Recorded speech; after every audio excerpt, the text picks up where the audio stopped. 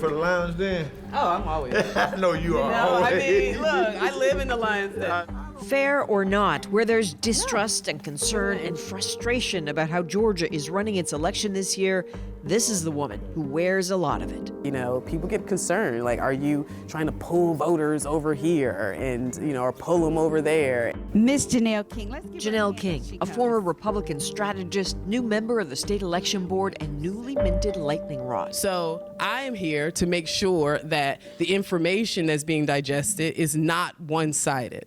Hopefully you're aware that because white people have been stealing election from black people forever, that they came up with a concept called widespread fraud. I appreciate On this day, she's doing grassroots outreach in Atlanta, trying to bat away suggestions she and her election board are part of an effort to tinker with Georgia's rules in favor of Donald Trump. I hate that people feel that way. That's what frustrates me, is that there are people that are sitting with this anxiety that's completely made up. I haven't spoken to the president. I haven't spoken to the campaign. I don't do anything for any particular party. Thank you, Georgia. Get out and vote. But Donald Trump has certainly expected Georgia officials to do something for him in the past, demanded it when he lost Georgia in 2020, and refused to accept the election hadn't been stolen. I just want to find 11,780 votes, which is one more than we have, because we won the state. You should want to have an accurate election, and you're a Republican. We believe that we do have an accurate election. When Georgia officials stood by their election, wouldn't fine Trump the votes he claimed were stolen, his party got to work changing the way elections are run in the state, including changing the makeup of election boards, like that critical state election board Janelle King is now a member of. And guess who really likes the makeup of that board? Janice Johnson, Rick Jeffries, and Janelle King, three people, are all pit bulls fighting for honesty, transparency, and victory. Victory? Interesting thing to say. Was he misspeaking? Well, it just so happens the Republican Party state chair, Joshua McCoon, is also thrilled. Called the new state election board a working majority. Can you understand why some people would hear that and be concerned about that? I personally don't like that terminology. I don't care how you vote. I care about if the rule is a good rule, because the rule is going to be in place regardless of who's appointed. But what sounds like a good rule for some gets labeled as chaos by others. In Georgia, there's so little trust on either side that faith in the election process is hardly guaranteed. We're coming in, Tim. That makes this woman mad. You have to have a prox card to get in this door. And you know, people always talk about, well, machines can be hacked. Well, number one, you're gonna go through me first, and then you got 3 or 4 levels of security before you can actually get to these machines. So this right here is our code silver. This is for a bomb threat. This is for active shooter. Deidre Holden is the proud election supervisor of heavily Republican Paulding County. Says voter rolls and the counting process are meticulous. She's fed up with false claims of fraud and still rattled by threats she got after the 2020 election and before a critical Senate runoff case. I get this email threatening that they're going to blow up all of our polling locations on Election Day. They're going to blow up government offices. They're going to make the Boston bombings look like child's play. I don't want anything to happen to our poll workers, my staff. I don't want that to ever happen, because I would carry that. I would feel like that was my fault. But we're doing everything we can. This is our voting area. The lines are moving very quickly. Early voting is breaking records in Georgia. That's good. But Holden says keeping up with the Republican-steered rule changes isn't easy.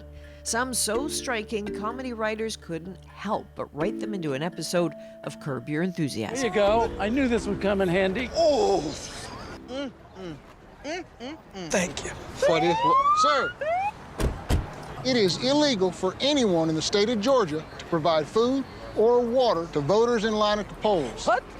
Problem is that don't hand out food or drink in line rule is a real rule imposed since 2020. Oh, no, you're making a big mistake. The first morning I was like, whatever I can do for you. They were like, coffee. And I was like, I can't. I'll go to jail. I can't do that. I'm sorry. You see an elderly person standing in line and it's hot? Yeah, they need water. And you can't, can anybody give it to them? Nope, nobody. Won't that just make some people who are vulnerable leave? Probably. We need to be doing better and making laws and rules that really help the voter and not hinder them. But maybe that wasn't the point of some of the rules, to help the voter vote. Absolutely. Adding to her stress, the Republican-leaning state election board, that one Janelle King sits on, just tried to push through 7 brand new rules about hand counting, absentee ballots, certification. They went all the way to the state Supreme Court before they were shut down by justices just 2 weeks before the election.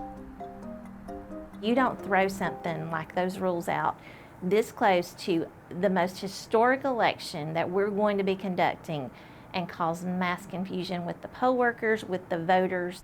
The justices agreed. I've said it several times. Janelle King does not. Now says she's not sure Georgia's election will be okay. Oh, I felt a lot more confident in this process, and particularly our election process here in Georgia when our rules were in place, the rules that we recently passed. I think that sometimes the victory is in knowing that there is a group of people who are watching very closely, and we're certainly watching.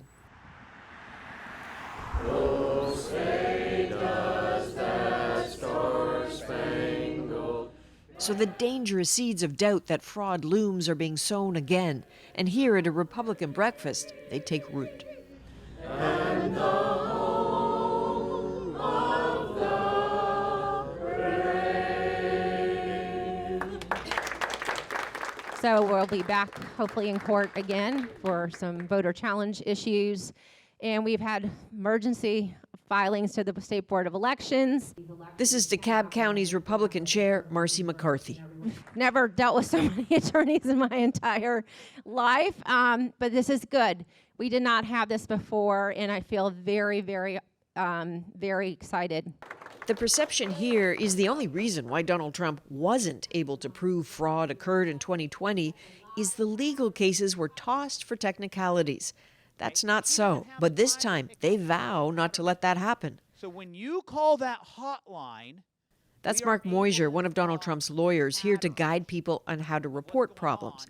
And he's got hotline numbers ready to give out. I'm here in the state of Georgia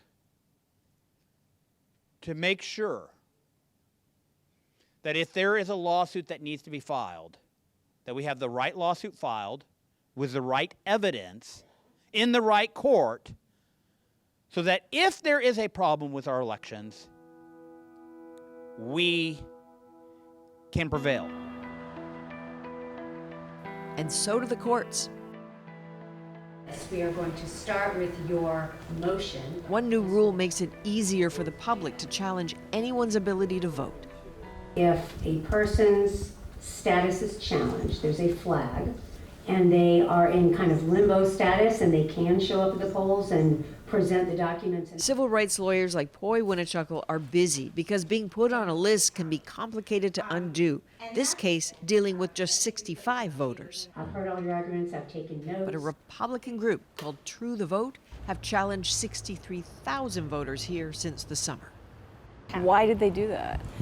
They do that because of this lie that has been spread, that our voter rolls are not accurate, that the kind of most vulnerable populations of our citizenry, of transient populations, people of color, are getting swept up in some of these challenges is obviously incredibly concerning to us.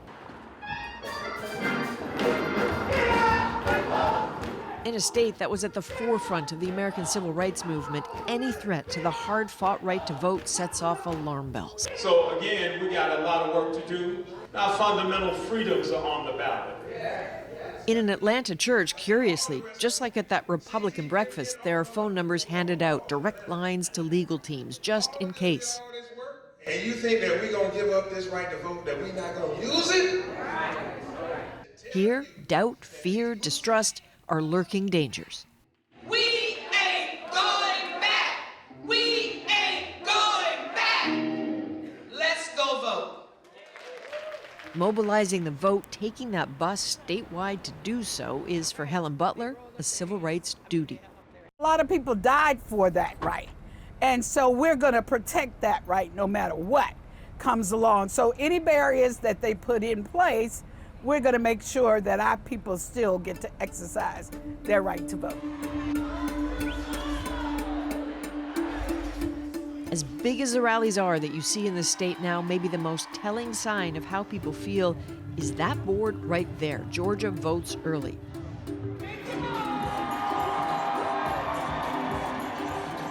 Not traditionally what happens, but numbers are huge. Both sides looking for big margins. Because if this state is close again, brace yourselves.